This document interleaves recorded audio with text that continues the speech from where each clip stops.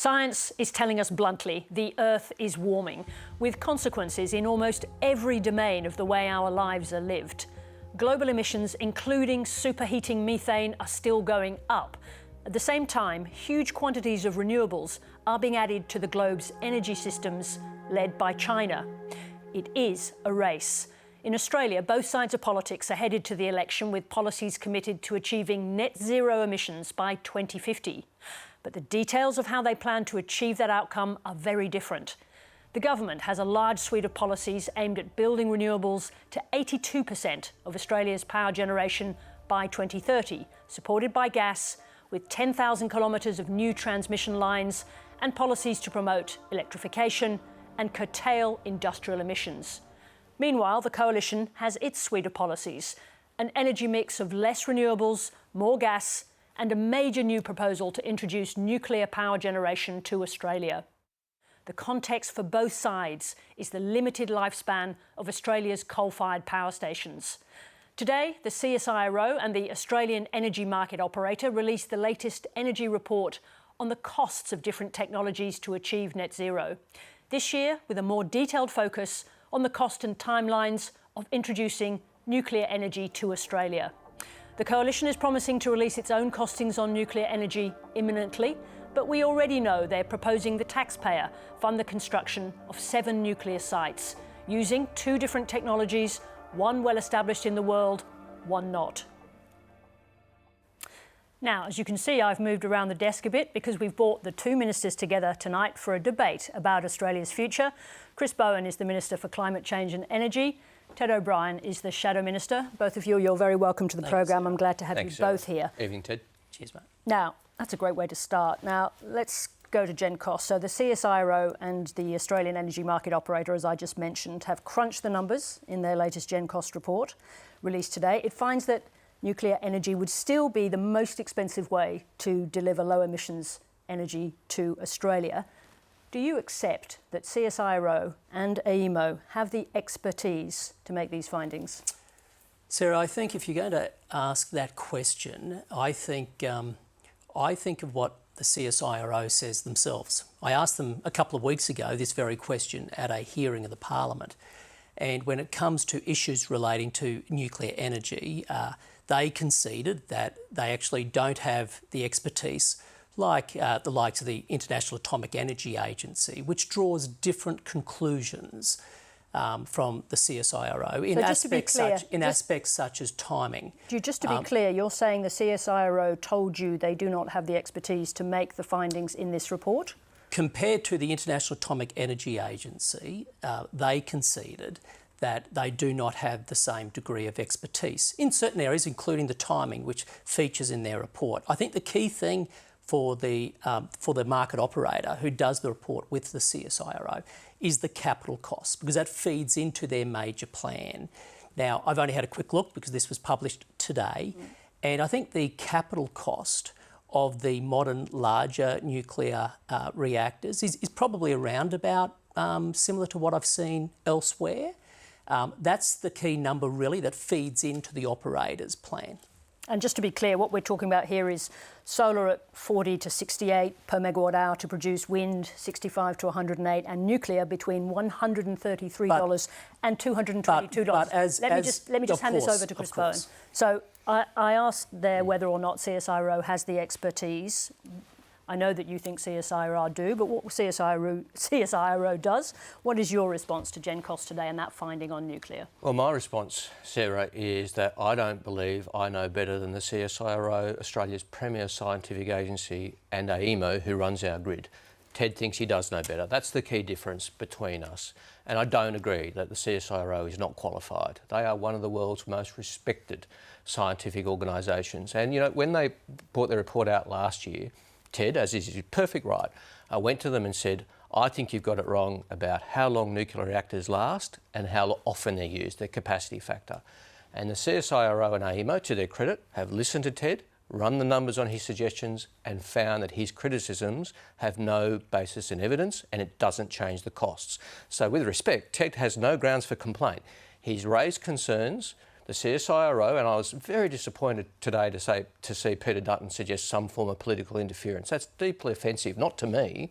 He can say what he likes about me, but to the CSIRO. I'm deeply offended that the opposition would accuse them of being subject to political interference when they have, for the best part of 100 years, been completely independent of any politician, of any political interference. They've brought this report out at complete arm's length from government, and its findings are just inarguable. Well, let's come to that, because I'm sure Ted O'Brien thinks they are arguable. Obviously, we're waiting for your long-awaited costings within days. How much will they differ from the CSIRO and AEMO estimates, that is, at nuclear between 133 and 222? So there's two parts to this, Sarah. Firstly, it's the capital cost. I've already addressed that.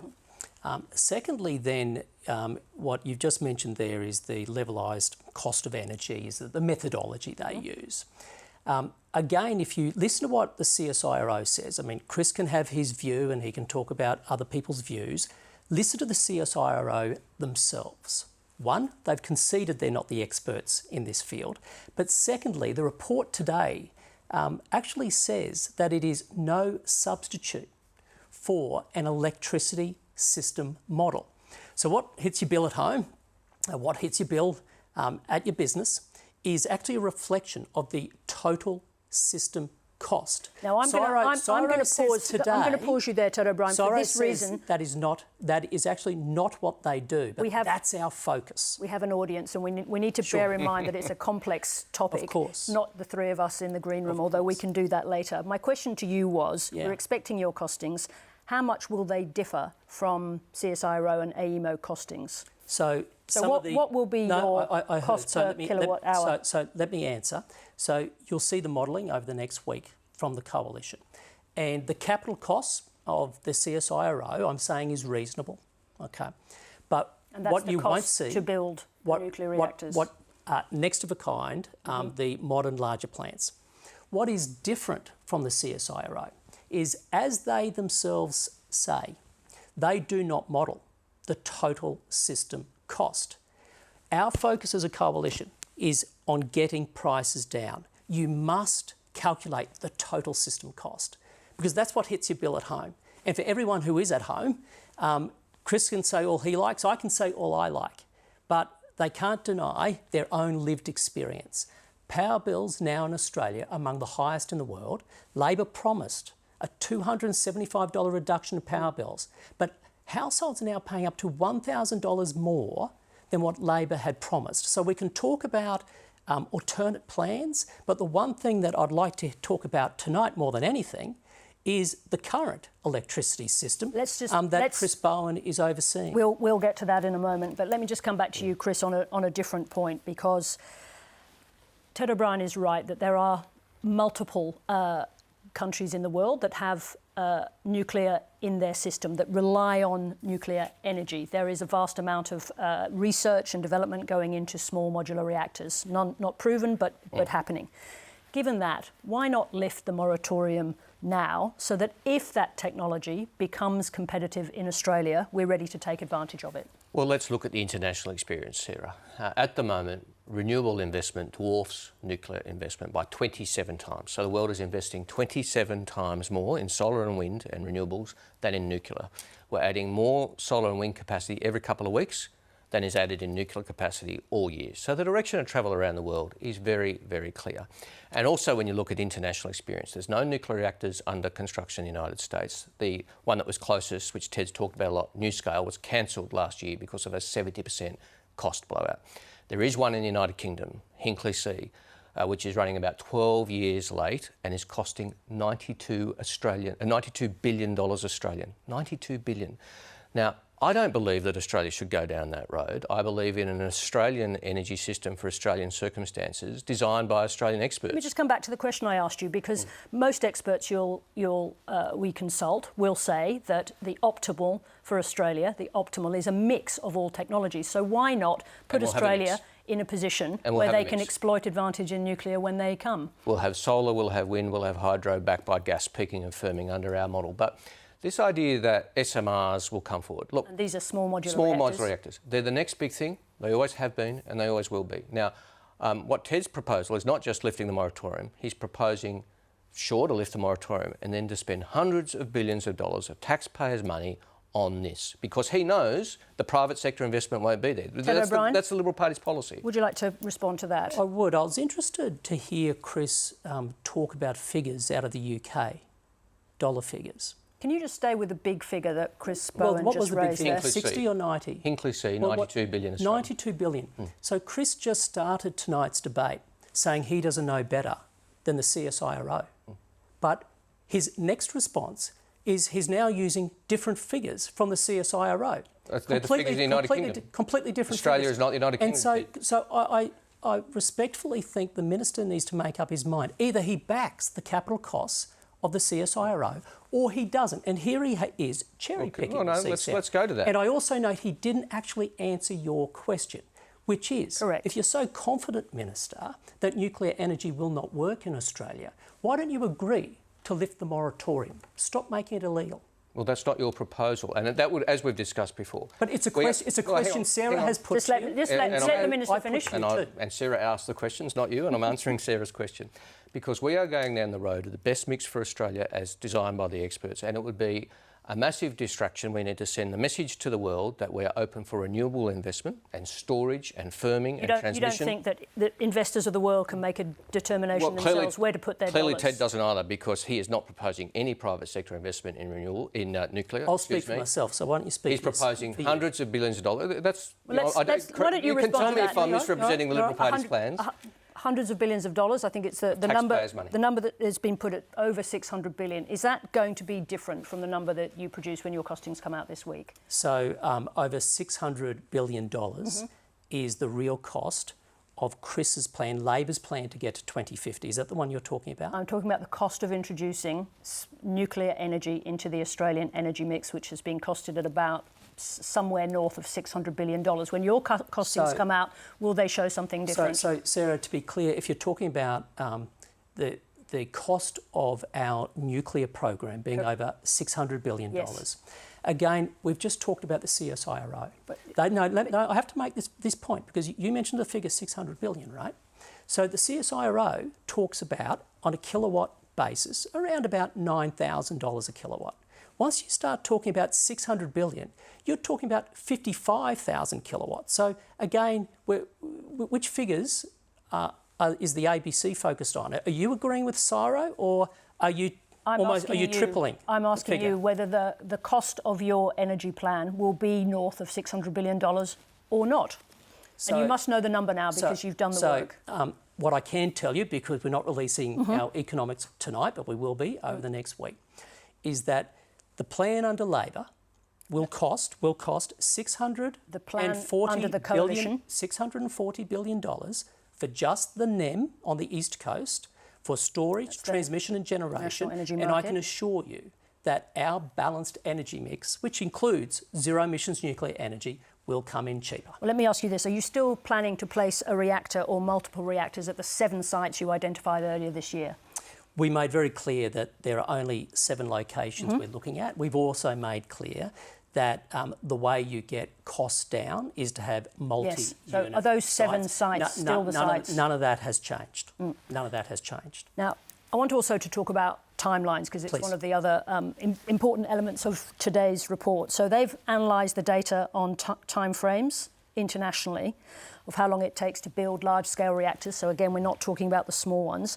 According to them, build times have got longer. They've grown out, they've not blown out, they've extended to within 12 to 17 years is their assessment. How are you, as the coalition, going to meet your emissions targets and bring down costs with timetables like that?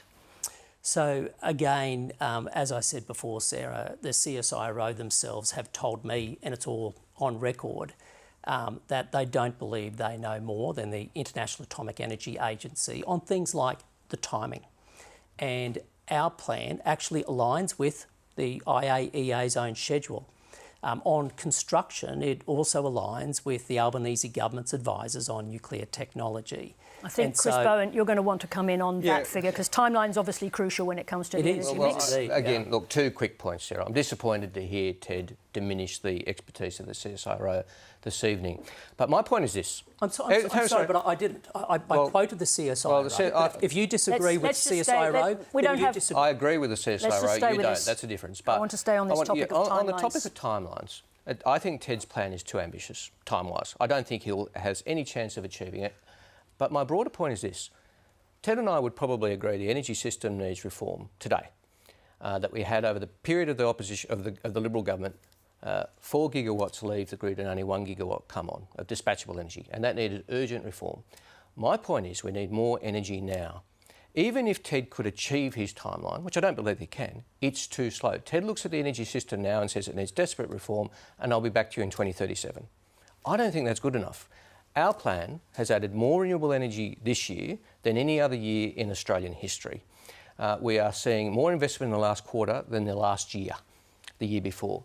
So this plan is actually bringing on the energy that Australians desperately need now to bring prices down, because I think we would agree more energy, more supply, it means lower prices, and to bring emissions down because it's renewable, low emissions.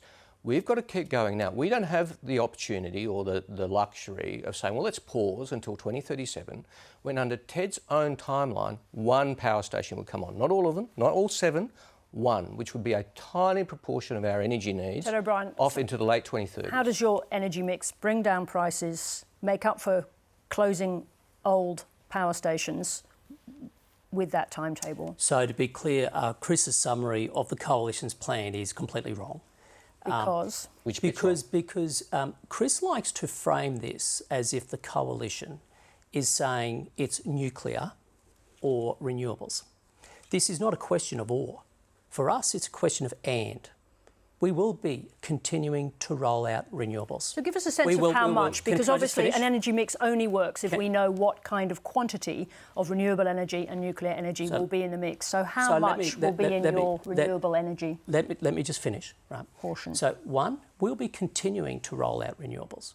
2, we'll be pouring more gas into the market because it plays such an important role with prices. We must get those prices down. And 3, as coal retires from the system, we believe it should be replaced with a 24/7, always-on form of baseload power. It's not coal, it's got to be nuclear. That's been the lesson from around the world. So you're still not prepared. Yes, okay, thank you. When it comes to energy mix, the energy mix come, let's say, 2050, will be released together with our economics. Those two things go together, which has been what I've been saying. But you must have some idea now what kind of proportions. Yes, I do. And as much as this is a wonderful show, Sarah, I won't be making the announcement tonight. But you will get the energy mix and you will get the economics within the next week. Remembering Chris's plan, he told you previously on this show that it's going to cost $121 billion. We now know only 2 weeks ago the real cost of his plan is well over $640 billion, 5 times more. Let's not go down that path, because I want.